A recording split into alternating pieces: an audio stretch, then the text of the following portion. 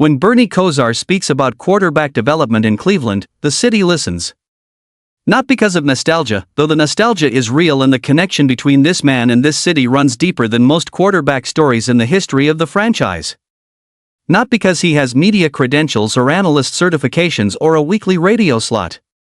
But because Bernie Kosar is the specific kind of voice that carries the weight of experience, the lived, physical, emotionally costly experience of being a young quarterback placed in a professional football environment before everything around him was ready, of watching the promise of a career get eroded not by lack of talent but by lack of support, of understanding from the inside what it feels like to be a quarterback who the city of Cleveland believes in competing against an organization that is not always sure it believes in you back. He has been there. He knows. And what Bernie Kosar said about Shedeur Sanders this week on Yahoo Sports Daily, in one of the most direct and most emotionally resonant quarterback endorsements from a franchise legend that Cleveland has heard in years, is not just a take. It is a warning. A serious one. Delivered with the specific authority of a player who has lived the version of this story where the concern was not heated and the consequences were real. A warning that goes beyond the question of who starts on opening day and cuts directly to something the entire Cleveland Browns organization needs to hear right now, in May, before the training camp decisions that cannot be undone are made. Don't rush him. We kill more quarterbacks by putting them in too early. Don't dissipate the confidence and belief of a young quarterback. Tonight, we break down every dimension of what Bernie Kosar raised, the concern, the endorsement, the personal history that makes his voice different from every other voice in this conversation, and the specific truth his warning contains about the most important decision this franchise will make in 2026. Subscribe right now. This is the voice Cleveland needed to hear. Let's go. The Bernie Kosar story is the Cleveland Browns' most sacred quarterback narrative. Not the most successful, that argument has other candidates. Not the most dramatic, the franchise has produced enough quarterback drama to fill multiple documentaries. But the most sacred, in the specific sense of the word that connects to something beyond winning and losing. Sacred because it is the story of a quarterback who loved this city with a complete and unconditional devotion that the city returned, and whose career ended with a cut that this fanbase never fully forgave. Kosar was not just good in Cleveland. He was one of the best quarterbacks in the NFL during his prime years with the Browns, a 1987 Pro Bowler who led Cleveland to 3 consecutive AFC Championship games, who threw for over 3,000 yards in multiple seasons before the concept of a 3,000-yard passer was ordinary rather than exceptional, who operated an offense built around his specific intelligence and processing speed in a way that the city of Cleveland recognized and celebrated as something genuinely special. He was the quarterback who almost won it all. The quarterback who came closest to ending the championship drought before the fumble and the drive and the specific cruelties of January football in the 1980s prevented the completion of what was being built. And then the 1993 cut. Before the season. By Bill Belichick. The decision that Cleveland football culture has been processing in varying forms ever since, the organizational choice that traded football sentiment for franchise direction, that decided the 1987 Pro Bowler was no longer the future regardless of what he had been. Kosar landed in Dallas. Won a Super Bowl ring as Aikman's backup. Deion Sanders, Shedeur's father, arrived in Cleveland 2 years later. The city's relationship with its own franchise quarterbacks was permanently altered by the way the most beloved one was treated. Kosar understands something about the Cleveland Browns' relationship with its quarterbacks that nobody who has not been through it can fully understand. He understands that organizations can be right about football decisions and simultaneously wrong about how those decisions are communicated and executed. That a franchise can make a correct long-term choice and damage a short-term relationship in ways that ripple through the culture for decades. And that the specific risk of pushing a young quarterback before the environment around him is ready, or after, is not just a developmental risk. It is a human one. Kosar said on Yahoo Sports Daily, "I really enjoyed how Shedeur played at the end of last season. Us quarterbacks get a lot of credit, or too much credit when we win, then too much blame when we lose. Not trying to be mean or get into trouble, but in the spirit of levity, we were very void of talent with the Browns on offense last season." CBS Sports. Very void of talent. Bernie Kosar, the franchise legend, the Pro Bowler, the man who knows what it is to compete for Cleveland, looked at the 2025 Cleveland Browns offense and delivered a verdict that the statistical record fully supports. Not gently. Not diplomatically. Very void of talent.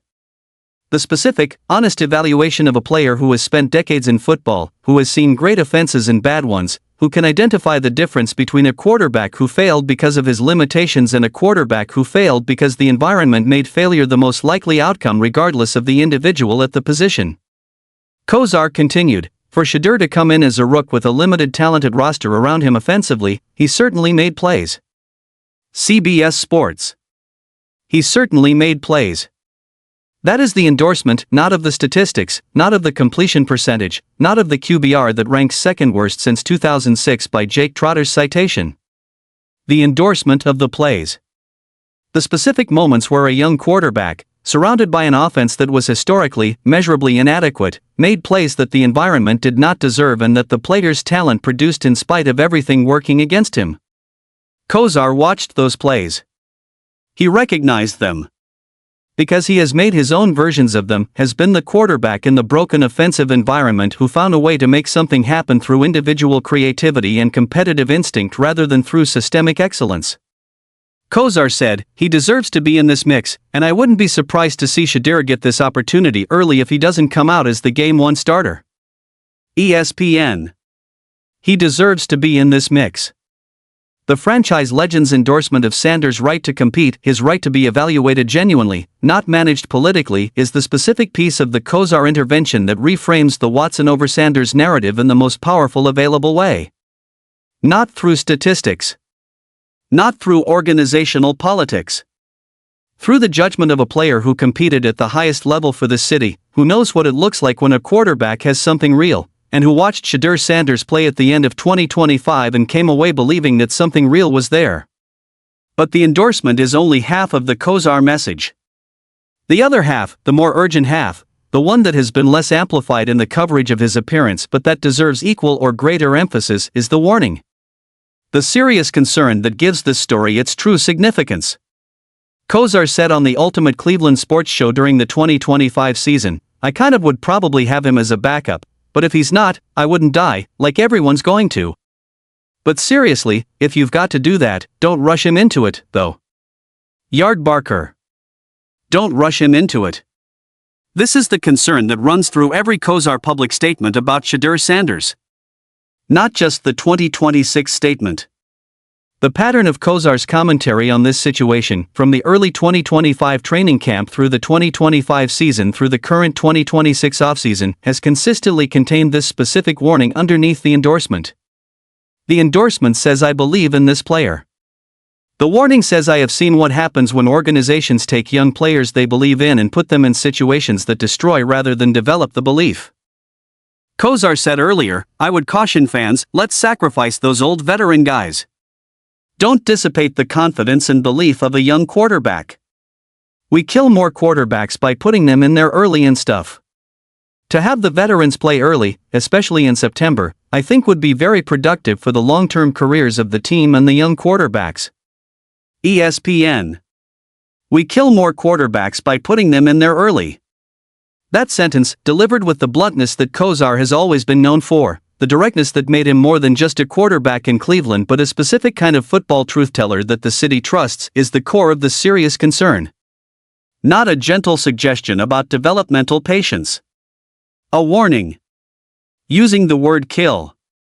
Not metaphorically but literally, describing the specific professional destruction of a young player's career that premature exposure, without adequate support, in hostile conditions, against prepared opposition, can produce. Kosar has watched this happen. He has watched quarterbacks who were legitimately talented arrive in the NFL at the wrong moment, in the wrong environment, facing the wrong defenses before their processing speed and their decision-making had reached the professional level required to compete, and he has watched the confidence, the specific, irreplaceable, cannot be restored through coaching confidence that a quarterback needs to function at the highest level, get taken away. Game by game. Sack by sack.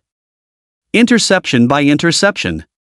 Until the player who arrived with genuine talent has been convinced, through accumulated evidence manufactured by inadequate circumstances, that he is not good enough. That the talent was not real. That the belief he carried into the league was not justified. Kosar does not want that for Shedeur Sanders. That is the serious concern. Not whether Watson or Sanders starts in week 1. But whether whoever starts, and particularly if it is Sanders, is in the right conditions for development rather than destruction.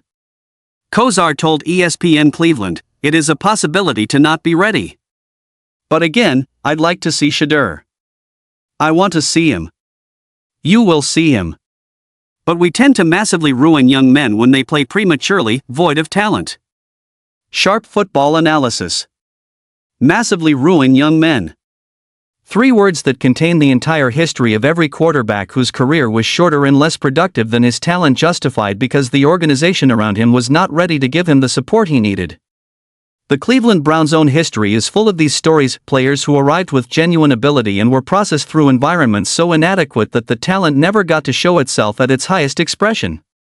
The concern Kosar raises is not abstract. It is the specific, documented, franchise-defining pattern of the Cleveland Browns at quarterback for 25 years, not 41 quarterbacks who were all bad, but a significant number of players who were put in situations that made good outcomes almost impossible. The specific thing that makes Kosar's concern most urgent in 2026 is the specific gap between what this year's environment promises to be and what last year's environment actually was. Because the infrastructure has been improved. The offensive line is better. The receivers are better. The coaching staff is better. The specific conditions that Kosar identified as very void of talent in 2025 have been addressed through the most comprehensive single offseason offensive reconstruction this franchise has executed in years. The concern is, will the improved environment produce the genuine, protected, adequately supported development that Kosar is calling for? Or will the organizational pressure to start Watson, the PR blitz, the ownership psychology, the bridge year planning, result in another version of Shedeur Sanders operating in a situation that is better than 2025 but still not the fully committed organizational environment that developing a franchise quarterback requires? Kosar said about the 2025 training camp, "I love how he's handling stuff. He's out here an hour early, and that's working out type stuff. He's one of the last guys here. He's signing autographs and all that. Dylan Gabriel's picking up the system. It's fun to watch. ESPN. Out there an hour early. One of the last guys to leave." The behavioral report that Kosar delivered from his proximity to the 2025 training camp directly contradicted the anonymous source narrative that had framed Sanders as a player whose personal brand orientation compromised his football preparation. An hour early. Last to leave. Signing autographs, connecting with the community, with the fans, with the city, while also doing the work that the position demands. The specific contradiction of the lazy entitled unserious narrative that had been constructed around Sanders prior to his first professional camp, offered by a Hall of Fame caliber player with direct observation access rather than an unnamed source with a specific narrative to serve. Kosar saw the work ethic. Kosar saw the talent in the game. Kosar is now, in May 2026, raising the serious concern that the organizational decisions being made around this player need to match the quality of what the player himself is bringing to the building. Because the equation, player doing everything right plus organization not fully committed, is precisely the equation that produces the "we kill more quarterbacks" outcome that Kosar is warning against. The personal sympathy dimension of the Kosar intervention is the most powerful piece of it and the least discussed. Because when Bernie Kosar says he sympathizes with Shedeur Sanders about operating with less, he is not speaking generically. He is speaking from his own experience of being a franchise quarterback in Cleveland whose career ended not because his talent ran out but because the organizational commitment around him did. Kosar certainly can sympathize with Sanders about operating with less. The 1987 Pro Bowler played on Browns teams that underachieved, including in the early 1990s. Cleveland eventually cut him during the 1993 season. At Taz Sports. Kosar understands what it feels like to be the quarterback whose organizational commitment is not unconditional. To be the player the city believes in, navigating a front office that has begun to calculate whether the investment in your future makes sense relative to the alternatives being considered. He experienced the version of that reality that Cleveland has not fully healed from in 33 years. And the specific concern he is raising about Shedeur Sanders is shaped by that experience, by the knowledge that the city's belief in a quarterback and the organization's belief in a quarterback are not always the same thing, and that when they diverge, the casualty is always the player. Kosar said, "I wouldn't be surprised to see Shedeur get this opportunity early if he doesn't come out as the Game 1 starter." CBS Sports. This opportunity early. Even if Watson starts in Week 1, Kosar is saying, based on his read of Watson's injury history, based on his read of the competitive reality of the situation, based on the pattern of every preceding Cleveland quarterback situation, he would not be surprised to see Sanders on the field before the season is very far along. Not as a planned organizational development. As the emergency that the Watson starting scenario makes likely given everything the medical record and the competitive performance record and the honest assessment of a 30-year-old coming back from 2 Achilles surgeries suggests about Watson's availability across a 17-game schedule. The serious concern Kosar is raising is about what that specific scenario, Sanders getting thrown onto the field not as the planned quarterback but as the emergency solution to Watson's inevitable health setback, produces for the player's development. Because being the emergency starter is different from being the planned starter. Being rushed onto the field when the team is losing and the environment is chaotic and the preparation was for a backup role rather than a starting role is exactly the kind of putting them in there early that Kosar described as the mechanism by which quarterbacks get killed. The warning is not about whether Shedeur Sanders starts in Week 1. The warning is about what the decision to make Watson the bridge, with all its organizational implications for how Sanders is prepared and positioned, does to the player's development trajectory if and when the bridge collapses and Sanders has to step onto it unexpectedly. The counterargument to Kosar's concern is the one that every organization that has made the Watson first decision has available to it. The counterargument is that Watson starting in a fully improved offensive environment, with the rebuilt line, the new receivers, the Monken scheme, is itself a form of development for Sanders. That watching a veteran manage the new system from the sideline, working in practice with first-team reps distributed thoughtfully, absorbing Monken's coaching without the pressure of immediate competitive results, that is not destructive development. It is the patient version, the protected version, the version that lets the processing speed and the football intelligence develop without the performance anxiety that starting games in a competitive environment creates. That counterargument has real merit. And Kosar acknowledged it implicitly when he said if you've got to do that, don't rush him into it, allowing for the possibility that the Watson first approach is a valid choice while insisting that the execution of that choice must protect rather than damage Sanders' long-term development. The don't rush him is the condition, not a contradiction of the Watson start. It says, if you are going to have him wait, if you are going to prioritize organizational football stability over Sanders' individual development timeline, then commit to doing the waiting correctly. Give him meaningful preparation reps, design his development experience specifically rather than generically. Do not treat him as simply a backup with a large shadow who will see the field eventually. Treat him as a starting quarterback in development who is temporarily in a backup role while the conditions for his success are being optimized. The difference between those two framings is the difference between a development program and a parking spot. And Kosar, who has experienced both versions from the inside, knows exactly which one produces franchise quarterbacks and which one produces 33-year anniversaries of organizational wounds that have never fully healed. The specific thing the entire Bernie Kosar intervention adds to the Cleveland Browns quarterback conversation that was missing before he spoke is authority. Not the authority of the analyst or the beat reporter or the organizational insider. The authority of the player who wore the uniform and won the games and felt the city's love and then experienced the organizational ambivalence that changed everything. The authority of someone who can look at Shedeur Sanders, whose talent he specifically endorsed, whose work ethic he specifically praised, whose late-season performance he specifically celebrated, and say with complete football credibility, he deserves better than to be rushed, massively ruined, dissipated. The serious concern Kosar raised is the concern that the Cleveland Browns' decision-making around Shedeur Sanders needs to be driven not by what serves the organization's financial or psychological needs in 2026 but by what serves the development of the quarterback that the organization invested 2 first-round picks in supporting. Those two things are not necessarily in conflict. But when they diverge, when the bridge-year logic and the Watson PR narrative and the ownership psychology push against the genuine developmental commitment that the 2 first-round pick investment promised, Kosar is saying, make the developmental commitment win that argument. Not because it is the sentimental choice. Because we kill more quarterbacks by making the other choice. Bernie Kosar knows. He has always known. And he is saying it again, clearly, with the love for this city and this position that has never diminished in the 33 years since the cut that Cleveland never fully forgave. Don't rush Shedeur. Do not dissipate what is there. We have been down this road before. And the franchise legend who walked it himself is asking the organization that cut him to learn the lesson his career contains before it produces another chapter in the same story. Disclaimer.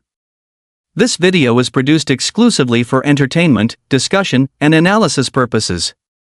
All facts, statistics, quotes, and information referenced in this video are sourced from publicly available, published media sources including Yardbarker, Clutch Points, Newsweek, Browns Nation, Yahoo Sports, and other credible NFL and sports media outlets. Every quote attributed to a real individual is drawn directly from verified published articles, radio broadcasts, interviews, and published reports. This channel does not fabricate, invent, or misrepresent any quotes, events, statistics, or factual claims. All editorial commentary, narrative framing, analysis, predictions, and opinions expressed in this video are the views of this channel alone and constitute entertainment journalism and editorial opinion only. This channel is not affiliated with the NFL, the Cleveland Browns, or any individual mentioned herein. All projections are speculative editorial opinion only. Viewer discretion is advised.